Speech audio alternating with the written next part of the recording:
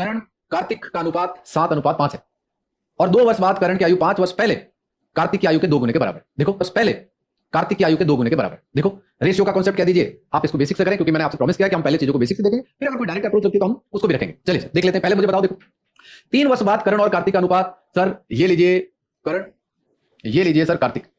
Sir 3 वर्ष बाद इनका जो अनुपात है वो 7:5 है। दोस्तों देखना, ये है 7 और ये दोस्तों 5। फिर आप मुझे कह रहे हो कि ये जो रेशियो है दोस्तों, देखो ये जो रेशियो है ये कब का है? देखो 3 वर्ष बाद, यानी ये भी +3 इयर्स का और ये भी दोस्तों +3 इयर्स का।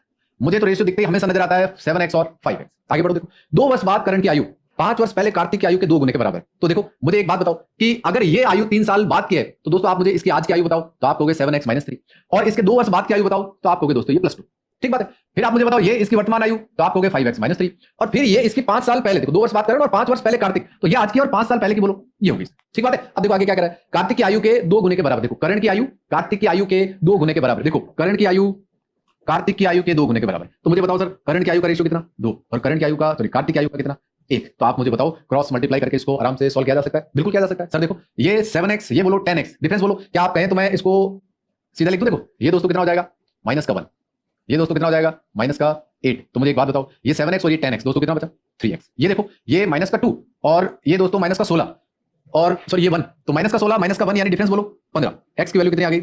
5। तो मुझे बताइए आपसे क्या पूछ रहा है? आपसे पूछ रहा है करण की वर्तमान आयु। तो करण की, देखो करण की 3 साल पहले आयु, करण कौन? ये, तो 7 × 5 कितना हो गया? 35, और 35 दोस्तों 3 साल बाद का है, तो आज की आयु कितनी हो जाएगी? 32। ये जो मैंने आपको बेसिक बताया ये बहुत इंपॉर्टेंट है इसके क्वेश्चन। अब फिलहाल तो क्योंकि आपको 2 रेशियो दिखाई दे रहे हैं तो हम इसे रेशियो के मेथड से, क्रॉस मल्टीप्लाई के मेथड से भी कर सकते हैं। ये मैंने आपको बेस बता दिया, मैं इसको क्रॉस मल्टीप्लाई के माध्यम से करना स्टार्ट करता हूं। देखो अब इस मेथड में आपको कहीं किसी तरह की कोई परेशानी, कोई कंफ्यूजन नहीं, मैं इसको आपको रेशियो मेथड से भी बता देता हूं।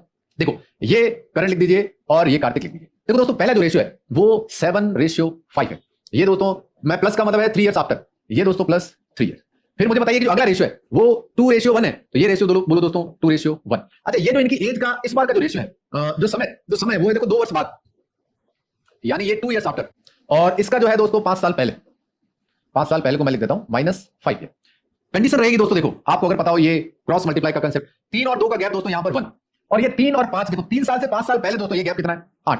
तो आपको ये भी पता होगा, देखिए 8 × 2 16, 1 × 1 1, 16 और 1 का डिफरेंस बोलो दोस्तों 15 अपॉन 7 और ये 10 3। तो मुझे बताओ दोस्तों रेशियो 1 यूनिट की वैल्यू कितनी आ गई? 5। तो आप इसको मुझे बताएंगे कि वैल्यू 35 आ गई, और ये 35 जो है वो 3 साल बाद का है, इसका मतलब मुझे आज की एज निकालनी है और वो कितनी आ जाएगी? 32। अब देखो यहां अगर मैं आपको इस क्वेश्चन में यहीं तक सीमित रखता हूं तो मैं कुछ आपके साथ साइज जस्टिस ना कर पाऊं। ये जो 1 और 8 मैंने लिखा है, आपको हो सकता है अगर ये क्रॉस मल्टीप्लाई में दोस्तों हर बार एज के क्वेश्चन में खास तौर से इनके साइन का हमको ख्याल रखना है। अगर दोनों एक ही डायरेक्शन में जा रहे हैं तो साइन प्लस का हो माइनस का हो कोई फर्क नहीं पड़ेगा, लेकिन अगर दोनों एक डायरेक्शन में मूव नहीं कर रहे हैं तो फिर ये दोनों साइन ऑपोजिट होते हैं, और जब ये साइन